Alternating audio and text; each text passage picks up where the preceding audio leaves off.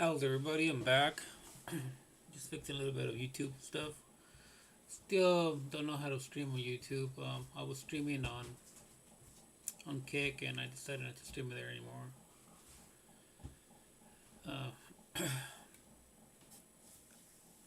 So we're in the thing. This is doesn't have really chapters in this book. It's more like areas of the book. Let me see if there's chapters.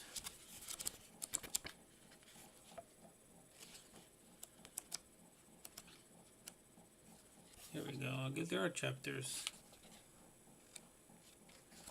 Okay, we're still on the Old Testament part of it. On Abraham. 60. So I'm over here, Abraham. 60. Also got my Bible out. I'm reading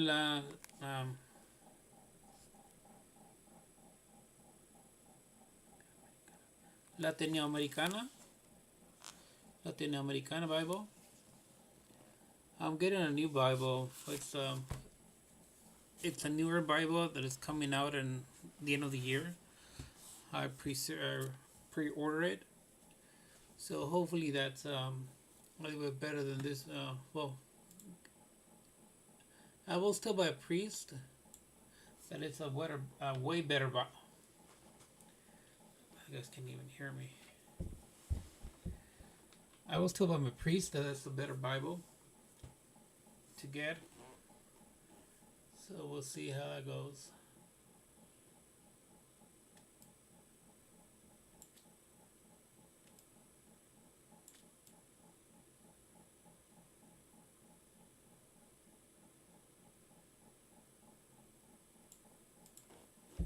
Okay.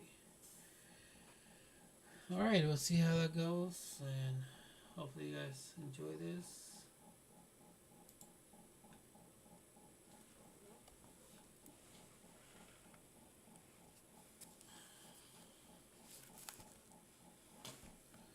So we have here Patriarch of Judaism, born C. 2166 BC, died C. 1991 BC. Abraham, in hope, believed, and so became the father of many nations.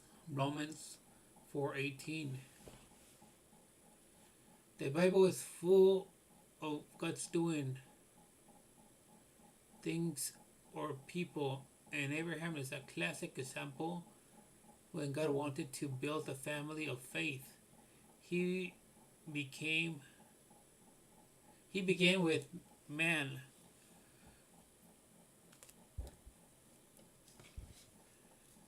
With the man whose wife Sarah was childish. But God promised him that his descendants would be numerous. Look up at the sky and count the stars. If indeed you can count them, so shall your offspring be. And it tells you there where to find that. In Genesis chapter 15, verse 5. But if you read on verse 4, it gives you the Yahweh, or God's told them that. There is no contemporary reference to Abraham outside the Bible. Abraham's original name, Abram, came from the Ur in Mesopotamia, where he would have grown up believing in many gods. Nonetheless, God chose to reveal himself to Abraham, calling him to go to Canaan. See page 48 to 49. With that call, God promised to make him into a great nation that would bless many other nations. So,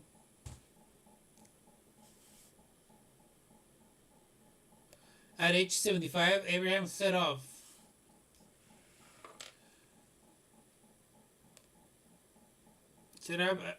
Abraham was a wealthy man with servants, livestock, and many possessions. He quickly established himself as a respectful leader in the region, and his and his rescues of his nephew Lot from invading kings show that he was a fighter too. However, he still had no son, and it was difficult to see how God would fulfill his promise. God's covenant.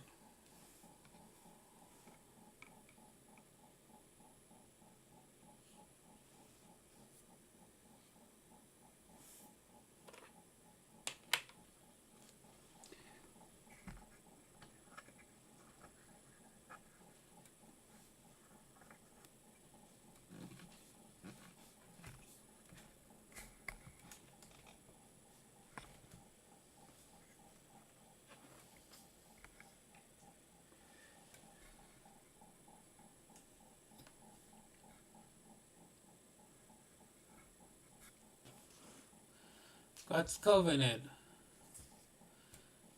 It was at this point that God made a covenant, see page 50, with Abraham, which had two aspects. The first was concerned with the land. From the Widi river of Egypt to the Pharaohs, 1518, which God promised to Abraham and his descendants over years.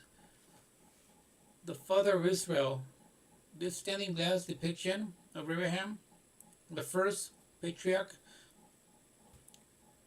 is by the English church designer Charles Elmer Kempe, 1837-1907, who designed and installed windows, wall paintings, and embroiders.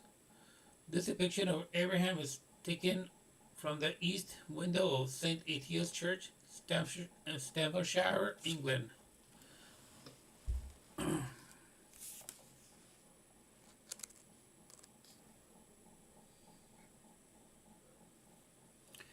Abraham traveled through this land from Dan in the north, 1414, to Beersheba in the south. Yet at his death, all Abraham owned was filled with the cave.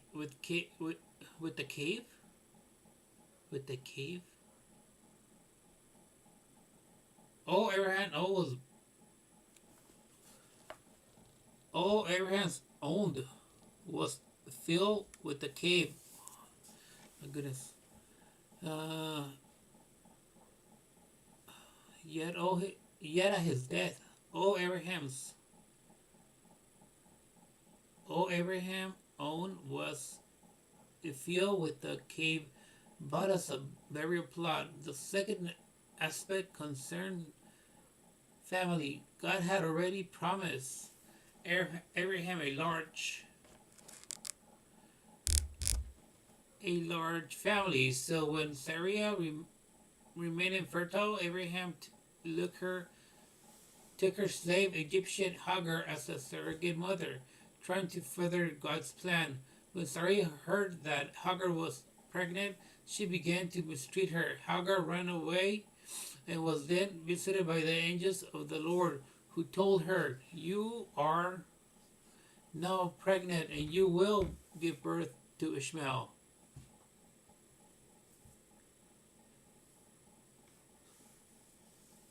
Give birth to a son. You shall name him Ishmael, for the Lord has heard of you, of your misery. 16:11. Ishmael means God hears. The angel said that Ishmael would live in hostility. 16:12. Toward his brothers. 13 years passed before God reaffirmed his promise and changed Abraham's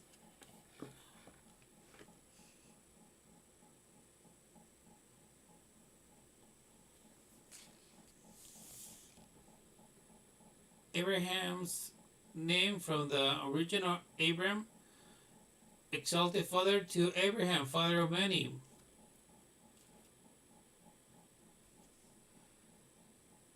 In sign of what was to come, 1705. God also changed his wife's name from Sarah, meaning quarrelsome, to Sarah, meaning princess, because kings of people will come from her. There, 1716, there was there was to be a symbol of his covenant too. Circumcision. Every man was to be immediately circumcised, and every subsequential baby boy at 8 days old. Three heaven sent visitors appear as ordinary men, told Abraham that within a year he and Sarah would have a son of their own in their arms. Abraham named his son Isaac, meaning he laughs, because the happy sound of laughter now filled their home. Some years later, this joy was shattered when God told Abraham to sacrifice this long for son.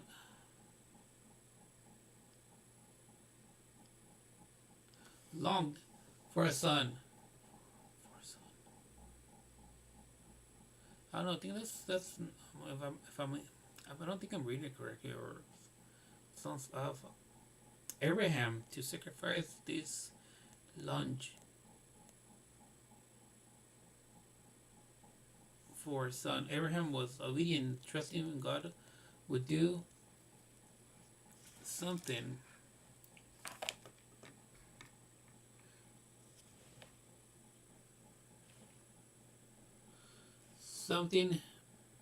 His faith has rewarded us. An angel stopped the sacrifice at the last moment, and God provided a substitute sacrifice of a ram.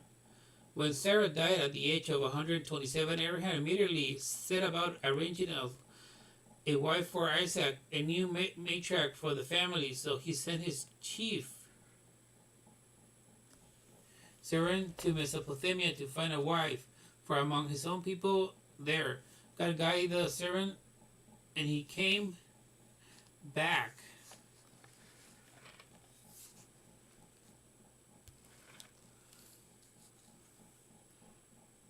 Came back with the beautiful Rebecca, who Isaac married. In his will, Abraham named Isaac and his heir. When Abraham died, he was 175, having spent 100 of his years on earth following God, who had revealed himself to him and would be left to his descendants.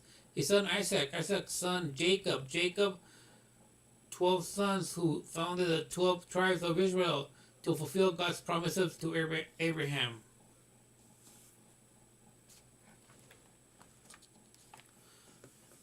A man of faith. Abraham is the one the Old Testament figures often mentioned in the New Testament as an example of faith. Abraham was by no means perfect, but the New Testament used him to show how faith is the key element of having a relationship with God, rather than through their being good, trying hard, and getting everything right. God promised to Abraham that every nation will be blessed to come to fruition. Some 2,000 years later, throughout Abraham's descendant Jesus.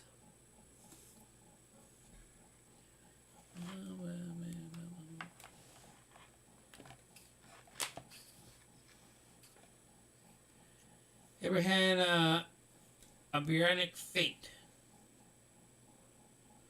No other figure in the Bible, except for Jesus, was dominated the sphere of religion more than Abraham. He is significant for the world's three greatest monotheistic, believing in one God faith: Judaism, Christianity, and Islam.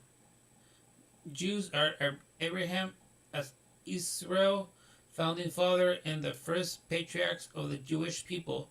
He was the inspiration through his obedience and faith, and the first to teach the idea that there is only one God. Christians see Abraham as an example of relations through faith. It is through Abraham's descendant Jesus that God's promises are fulfilled. Muslims see Abraham as a great prophet whose son Ishmael was the father of Arab people, an ancestor of Muhammad, the founder of Islam. They believe that, but save my comments for later, but they can't do that. They can trace it back.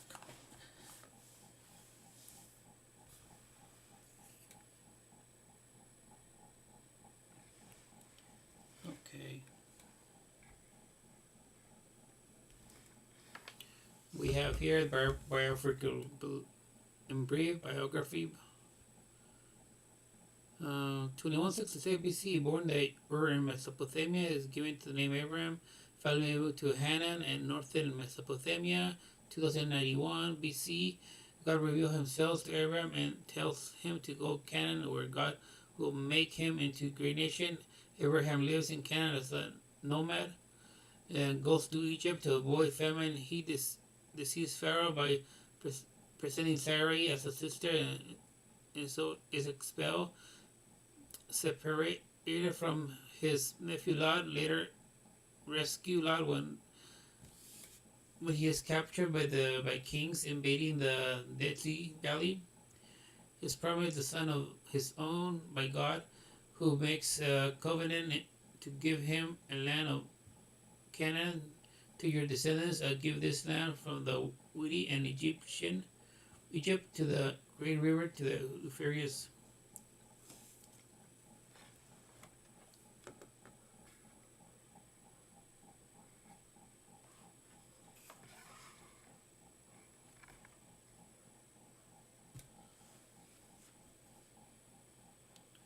God revealed a covenant to Abraham from George Reagan, the Bible picture, 1860. It's this one right here.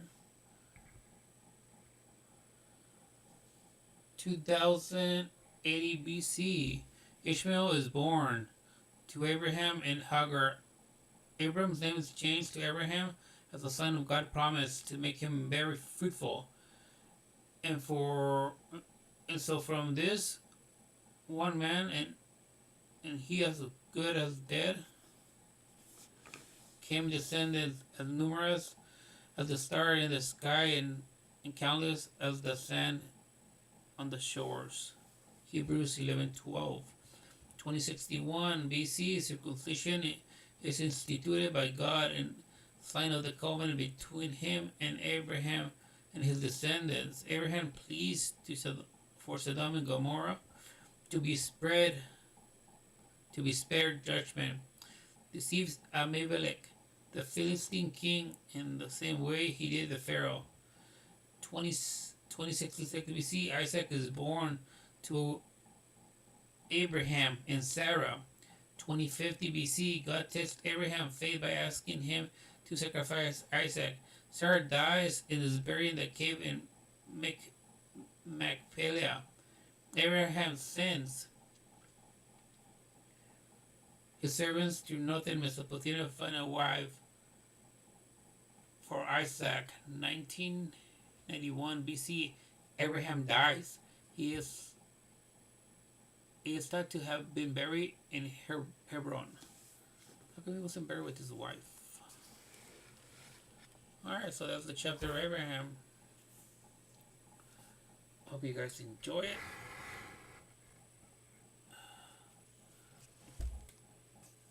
I have so much stuff here.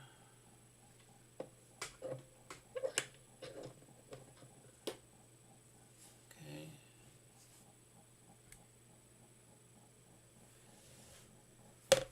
So that was Abraham.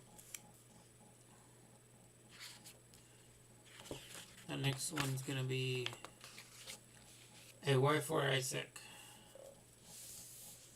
Alright guys, so we leave it there.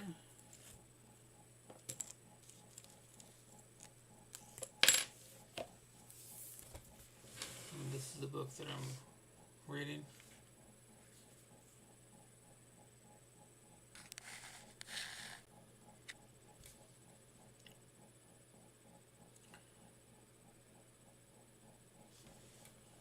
Now if I can give you a little bit of words from the Bible. Right now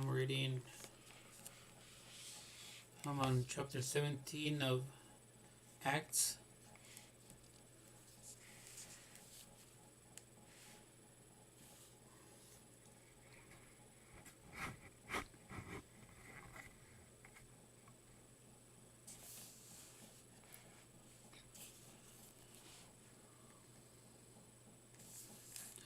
The vehicles in the Thessalonica, Paul and his Silas took the road through Amphipolis, and Apollonia, and came to Thessalonica, where there was Jewish synagogues, as Paul used to do.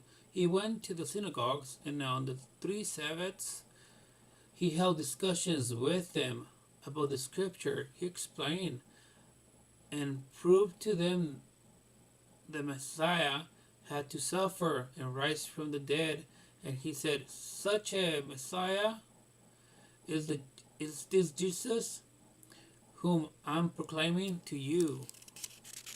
So he's telling everybody, this is what happened to Jesus, and this is the Messiah that I'm telling to you, like he used to do in the synagogues. I think we skipped this. Yeah, chapter verse. The pages were stuck together.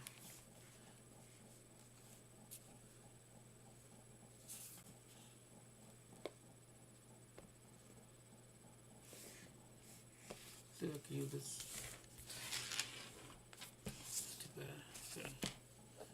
Some of them were convicted and joined Paul and Silas.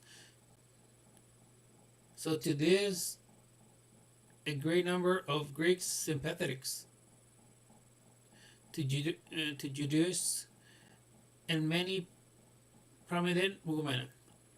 This only made the Jewish jealous, so they gathered some of the goods for nothing. Gathered some of the good for nothing street loafers and formed a mob to start a riot in the town. They came to this house of Jason in the attempt to bring Paul and Silas before the people's assembly. Not finding them there, they dragged off Jason and some believers to the city authorities, shouting, these people who have turned the world upside down have come here also, and Jason has given them hospitality. They all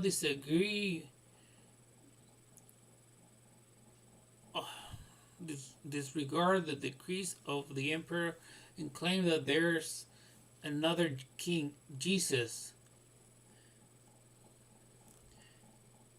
In this way, they upset the crowd and the city officials who heard them. The officials released Jason and the others on bail. As soon as night fell, the believers sent Paul and Silas off to Berea. On their arrival, they went to the Jewish synagogue.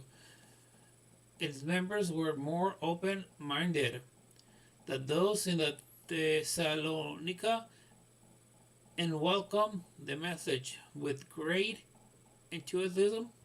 Each day, they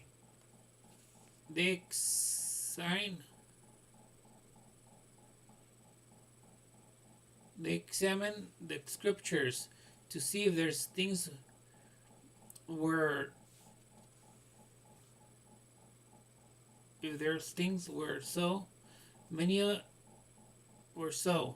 Many of them came to believe, as did numerous influential Greek women and family, and my glasses, and many men as well.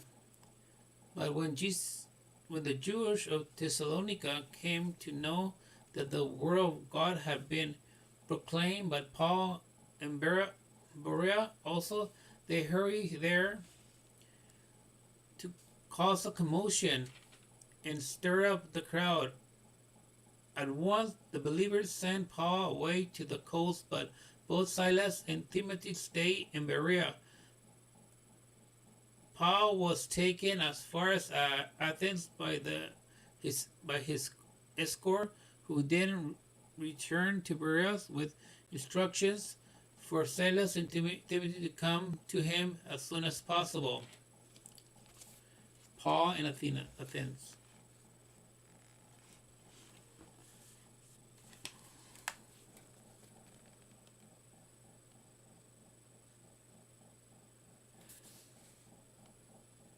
While Paul was awaiting for them in Athens, he felt very uneasy at the sight of a city full of idols. He held discussions in the synagogues with the Jewish and the God-fearing people as well as daily debates in the public square with ordinary passenger bys.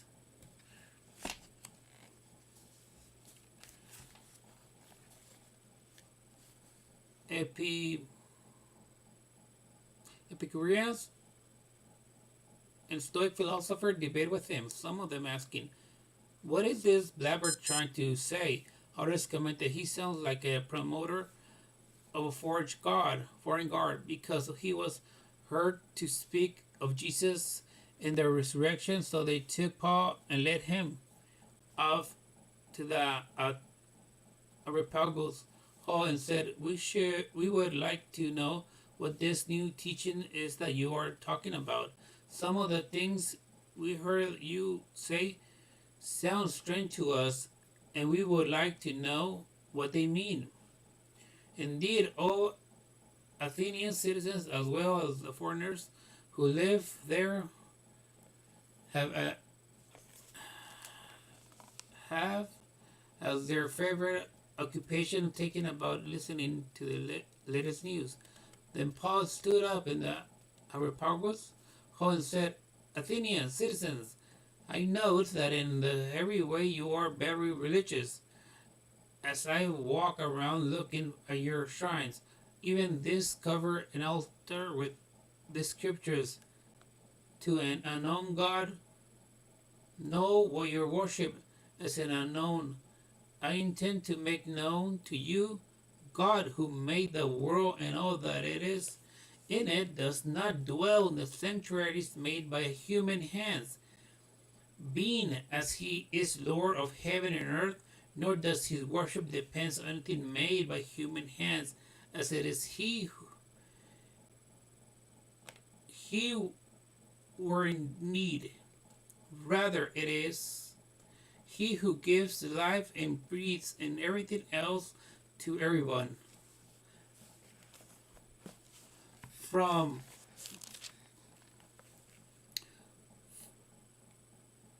one stock, he created the whole human race to live throughout all the earth, and he fixed the time and the boundaries of each nation. He wanted them to seek him by themselves, even if it were only by grouping for him, succeed in finding him. Yet he is not from any one of us, for in him we live and move and have our being. As some of you poets have said, for we too are his offsprings. If we are indeed God's offsprings, we ought to not think of divinity as something like a statue of gold or silver or stone, product of human art and imaginations. This is what he was talking to the Athenians. Rome and all, they had different gods. At that time, he was talking to them because they were, he read it nowhere, they were worshiping a god and an own god. So like, whoa, what are you guys doing? You know, that was in their time.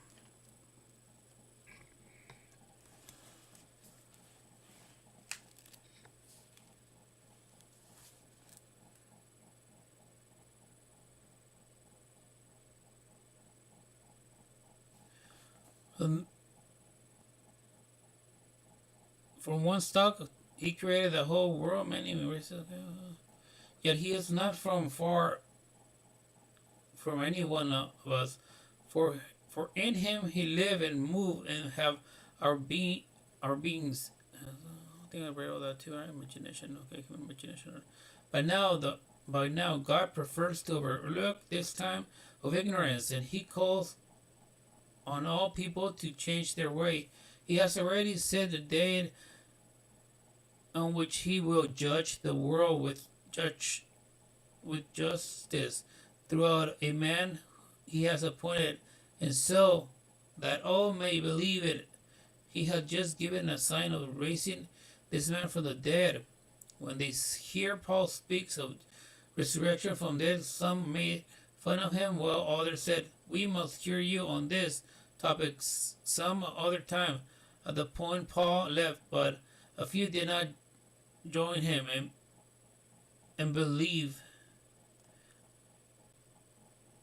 a few did join him and believe. Among these, among them, were Daniel, Danelsis, a member of the Areopagus court, a woman named Damaris, and some others.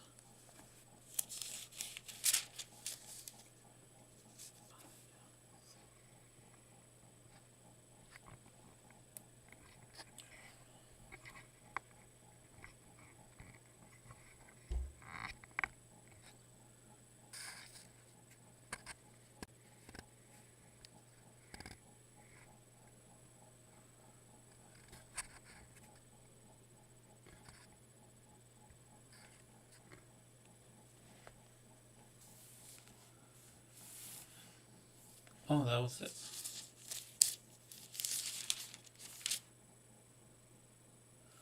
So Paul's in Athens right now, and he's discussing with people, with smart people, um, debating with them, let them know about Jesus Christ, spreading the good news.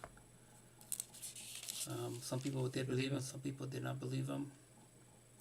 Just a few. But Paul's still on his mission. And those about statues and stuff like that, he was telling to the Athenas that do not believe in those kind of things. Because God made everything. God is not in a statue, God is everywhere. Alright guys, thank you again. I'm all done here, and hopefully you guys enjoyed. Thank you.